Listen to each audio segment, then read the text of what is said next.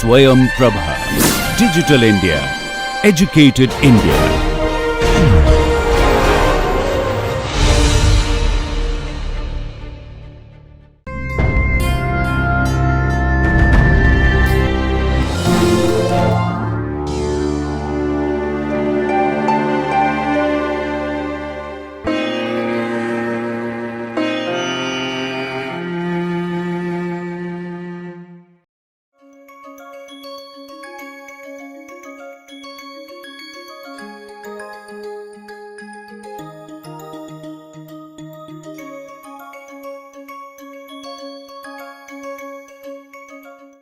So the discussion today we are going to have why an optically active or chiral molecule rotate the plane polarized light. That is the thing we want to understand. We know, all of us, that it happens. And some of you have done this experiment over and over in your lifetime. Take a sucrose solution, pass through the plane polarized light, and you see it actually changes the plane of the rotation. That is fine. The question is why? So all these things actually begins with something called light matter interaction. So before we go there, we are going to talk about light matter interaction and how an optical absorbance happens. So what do we know by light matter interaction? So this particular figure you have done a lot of time, that there is an electron in the ground state, G stands for ground state, which has an energy of say E0. And then I shine light on that. And this electron go to a higher excited state, E1. And generally how we draw that, there is a vacant electronic state and the electron basically go over there. And that gives you a vacant ground state. Now over here, I'm going to think a little bit. Does this concept of a vacant orbital does really valid?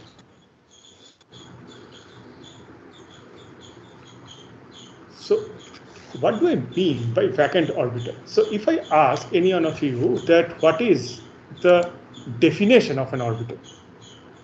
So what do you say? So let me ask this question. So Harjeet, what do you say that what is a definition of orbital according to you? Orbital basically is electron, we can say. Mm-hmm. Okay, a little bit more if you want to discuss. Electron and orbital are not the same thing, right? Orbital is a space basically. Electron occupies. Yes, that is very good. Rishabh, you want to add anything? Rishabh Dubey? Yes, sir. Please go. So where the probability of finding an electron is maximum. Okay, so both of you are giving the right answer. So electron is there. It is moving in a finite space. And we find out what is the probability of finding that electron. And wherever I am going to find it out, that I will say it is my orbital. So now, if you don't even have an electron, can you have an orbital? The answer is probably no. Unless you have an electron, you have no probability. The probability of finding an electron is going to be 0 if there is no electron. And that means there is no orbital present. So why do we still say vacant orbital all the time? That is because it is very easy for us to see or visualize that the electron is sitting over here. Once it gets excited by this incoming light, the electron goes in this particular place and we achieve the excited state. But this is actually not how the electronic transition happens. Electron transition happens a little bit differently. We are going to achieve the same starting and the same final state, but the actual interaction happens in a different way. So let's take a look how this interaction actually happens. So first of all, why this ground state system of the electron even interacts with this light? That is the first question. So whenever we say there is a light, it is nothing but a electromagnetic radiation, right? And this electromagnetic radiation is going to interact with this particular electron. And this electron belongs to a system or matter.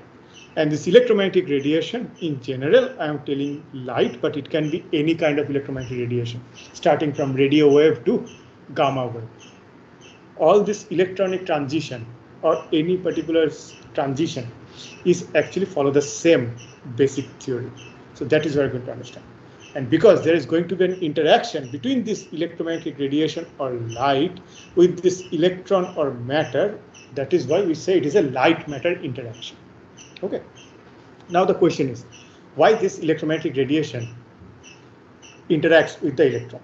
So for that, again, we have to go back to our favorite equation in quantum chemistry that is known as the Schrodinger equation. The equation is E psi equal to H psi. What is H? Again, Hamiltonian. What is psi? Wave function. And what is E? Is the energy of that particular electron. So electron is moving on its own way. It is settling in a molecule with respect to the Hamiltonian or the surrounding, which is given by this H. And we can say at that particular condition, the ground state has the energy of E0. So that means that is the Hamiltonian. The wave function is defined by psi, and I'm writing it GS so that we understand it is the ground state of that wave function, and the energy is E0. That is how the system is stabilized. Now what happens? Here comes our electromagnetic radiation.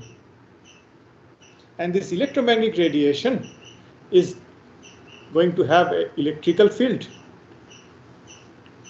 It is going to have a magnetic field. That is why it is known as the electromagnetic radiation. And this electrical and magnetic field is going to change the overall scenario. Because previously, say the electron is moving around the nuclei, so it is just facing the interaction with the nuclei. It is facing the interaction with the other electrons present. Now, once this electromagnetic wave comes in, it changes the Hamiltonian, it changes the surrounding. So now I cannot define the system with the same H. It has to be a different Hamiltonian, H dash. If H dash is changed, my psi function will not be same. It is going to be different. And that is going to be the psi star ES. Star generally put to define that it is an excited state, and ES I am still writing to define that it is actually an excited system. And obviously now this equation is going to have a different energy. So that is going to be the E1 psi star ES. So over here, what is actually happening that when this electromagnetic radiation sets in, it changes the Hamiltonian. Okay, it changes the Hamiltonian, and this particular phenomena is known as perturbation. That thing most of you probably have heard or learned in your quantum chemistry class. This is known as the perturbation in very simpler way. And due to this perturbation, what is the effect? Your psi changes, your E changes. And how can I define the change in this psi? So previously, again I am drawing this figure again and again. E0 is your ground state. And once this H nu comes, it changes the overall scenario. Now your system is such that it is actually stabilizing in a totally different system in such a way that what it is happening, that it is actually giving a totally different energy state.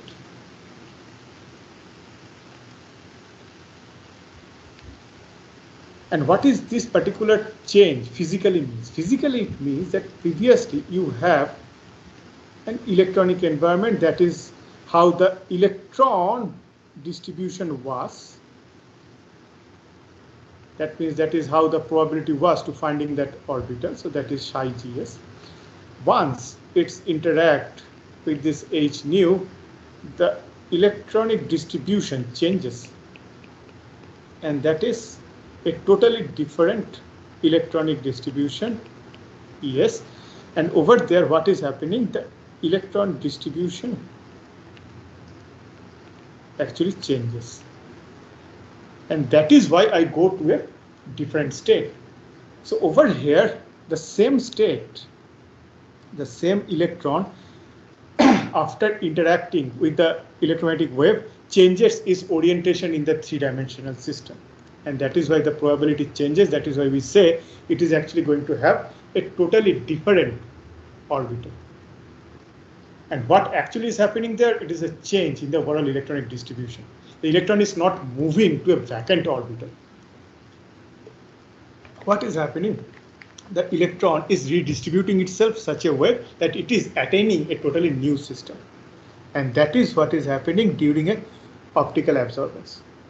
It is through the interaction of the electromagnetic wave, my electronic distribution changes from one to the other. And it changes because this electromagnetic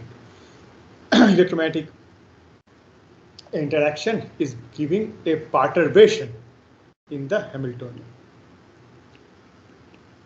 Okay, so anybody has any question? Because that is very important. That is how an electronic transition happens. No matter what, it is an optical absorbance, vibrational spectroscopy, rotational spectroscopy, the basic system remains the same. It is actually change in the distribution. If it is actually an absorption, it is happening to the change. The psi is defining the electronic state. If it is a vibrational state, it is actually IR. If it is a rotational state, it is happening in the microwave level, a rotational state change. But the basic thing is same. Through this electromagnetic radiation, be it in the radio wave to the gamma ray, it is actually changing the Hamiltonian and it is redistributing the electronic distribution. Yes, Harjit, any question? Yes, please go ahead. Sir, if the distribution changes, so does it change the shape of the orbital? Yes. So does the ground state and excited state orbital look same? No, sir, no, sir. Homo. Yeah. So that is what is actually happening. Its Yes. shape changes, its symmetry changes because it is redistributing itself. Okay. Yes, sir, yes. Oh, okay. Okay. So now we go back again and look into the electronic distribution a little bit in more details. So when we say it is an electromagnetic wave, it is actually having two different segments. One is the electrical segment, an electrical field, and the other one is a magnetic field. And from the childhood, we know this electrical field and magnetic field are perpendicular to each other. Now say I am talking about optical absorbance. So can anyone guess which of this field, electrical or magnetic, which actually triggers the change in the electronic distribution? It is the electrical field or magnetic field, or both of them are actually plays the role? Anyone? Which of them triggers the optical absorbance or change in the electronic distribution? Electrical field or magnetic field? Anyone? It is the magnetic field, I guess. Okay, good, magnetic field. So actually it is the opposite. It is the electrical field actually triggers them. Why? Because although we learned this, it is true. There is an electrical field and there is a magnetic field perpendicular to that. How? So let me draw that together. That will be giving a better idea. And there is a magnetic field there. But it never says that electrical and magnetic field, they have the same amplitude or same intensity. They are perpendicular to each other. The angle between them is 90 degrees. That is true. And I draw that in a kind of three-dimensional orientation. However, the electrical field and magnetic field intensity or amplitude is not same. The electrical field amplitude is way too strong. Okay. And magnetic field amplitude is weaker. And now you can think about that I have an electron moving in. When an electron moves, what are the different fields it creates? It creates an electron field. It creates a magnetic field perpendicular to that electric field. So it has both electronic and magnetic field. And my electromagnetic radiation also have both this field. But which of the interaction is going to affect more? It is the electrical field versus electrical field because the amplitude is much stronger. So for an example, if I want to draw the electrical field, if the electrical field is that strong, sorry.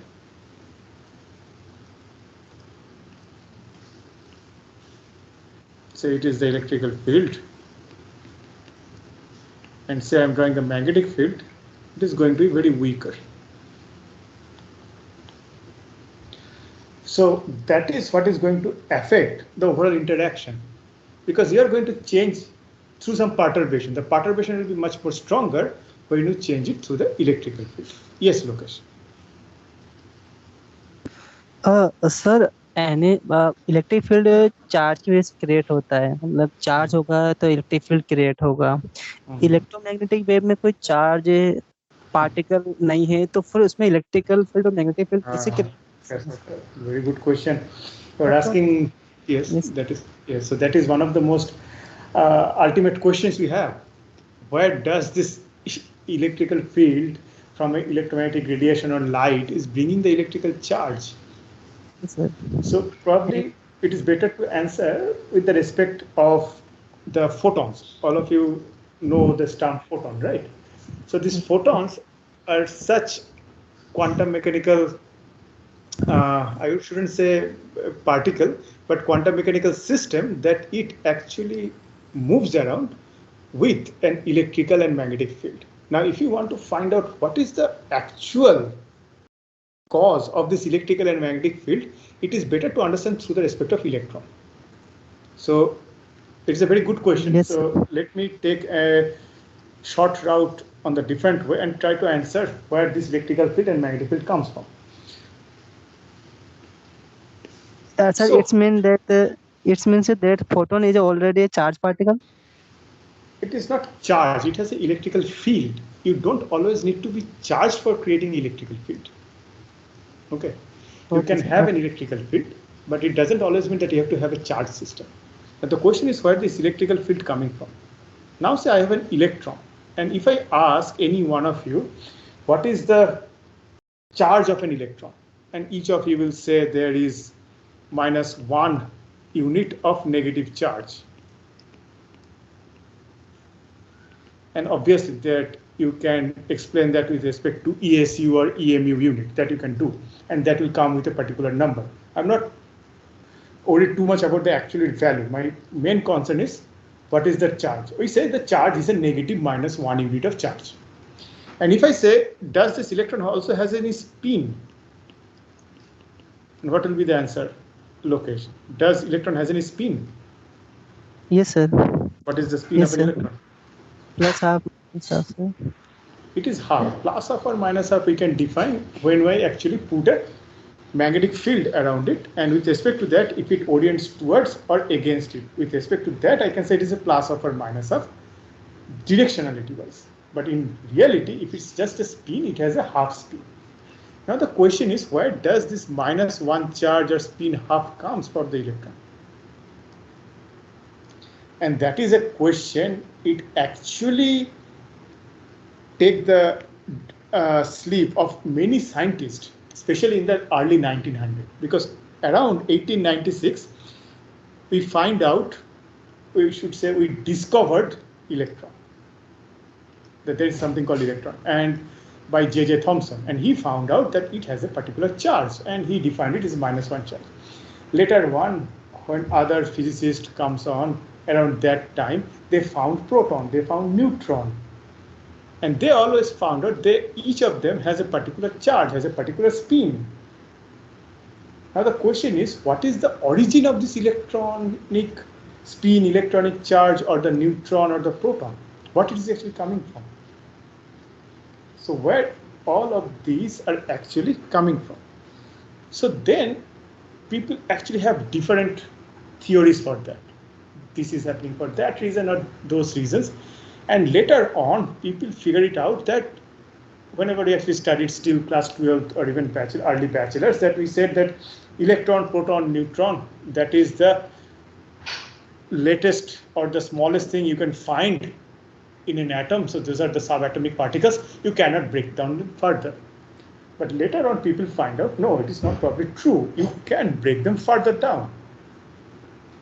Obviously not that straightforward, but it can be break down, and you find out that this electron, protons, and neutrons, they are made out of a very similar looking unit, and that is known as quark. And there are 6 different quarks present, or I should say we have found so far. And these 6 different quarks can combine in different combinations. It's like a permutation combination. And the most stable 3 combinations give you electron, protons, and neutrons. And each of these quarks has a particular spin, has a particular charge. And when they combine together, they give you this particular charge and this particular spin. So this electronic spin, the electronic charge, it is actually a very natural phenomena coming to it. So how should we think about it? For an example, if I say I have a mass of that X kilogram.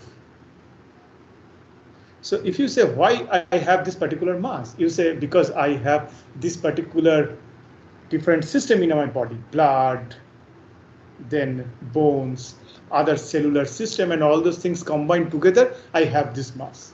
So then the question comes, why do you have the mass in bones or cells or in blood? You go down and down and down, and at the end you find you have some atoms, and each of the atom has some mass. So it is a natural phenomenon. It has this mass, obviously that is why you have this mass. Similarly, the quarks combine such a way that it actually comes out with its original mass, charge, spin, and all the basic properties, and that actually represented in its combined form in the form of electron, protons, neutrons. And these are not the only ones. You can have neutrinos, you can have muons, and all those things. And probably all of you heard this story about this experiment in the CERN, where they actually created a system where they actually collided these particles, these very simple particles, to each other, and try to find out when they collide if they are going to their original forms of quarks or something like that. And then they find out that yes, probably you can see a few glimpses of that. And from there, we actually confirmed from the theory and the experiment that these things actually exist. And the presence of this quark are the principal reason why do you have a charge and spin for an electron. Similarly, when you talk about a photon, that photon is also made out of this particular original quarks at a particular combination, which actually doesn't have any overall charge or overall spin, but the quarks are there. So that means in their heart, they have some electrical field. And that electrical field is the main reason for this electromagnetic radiation. Does it give you a little bit of idea, Lokesh, why it is happening? Yes, sir. Yes, sir. Yes, yes, sir. Good. Thank you, sir. Sir? Yes, please go. Sir, basically photons have energy, but it has no mass. Sir, how is it possible, sir? So it is actually combined with such particular quarks which actually mass is actually pretty low. So sometimes if I cannot define, like we don't have any system to measure its mass, so we say that it is almost close to zero mass. For an example, when we compare between electron and proton, can we measure a mass of an electron? Yes, probably we can measure how much difference. The difference between the mass of an electron and proton is such that an electron is almost close to 1836 times lower than that. But if I say that electron, say it is 1 millionth time lower mass compared to proton.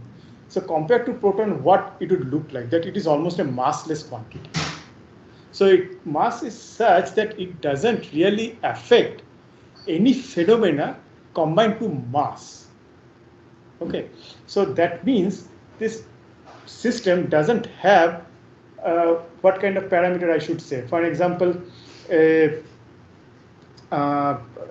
is physical momentum. So for an example, if a light hits you, you don't feel the light hitting you, but you can get the heat or some sensation over there. But a light cannot just push you around because it has a so low mass, almost close to zero. But in a similar system, a photon with a photon, can you shift a very low mass system with a photon? Yes, you can. So where this particular momentum is coming, it is coming there because it have to compare with such a system with a very low mass. Okay, so although we say very in an overview that it is a massless system, but does it mean its mass is actually 0 unit, or it is so much of a low mass that I cannot actually measure with our current scale? So that is the question. Okay, so I don't want to go into further in the discussion of this particle physics. So for that, so for that you have to take a class of particle physics or look into some, I would say, some books or some literatures on particle physics. Those are very interesting actually, and put as a question like where everything actually starts from, and it is coming from Big Bang and all those things. You can go and look into that, but it is a little bit out of the scope of this class. So I am actually going back to our original discussion. Okay.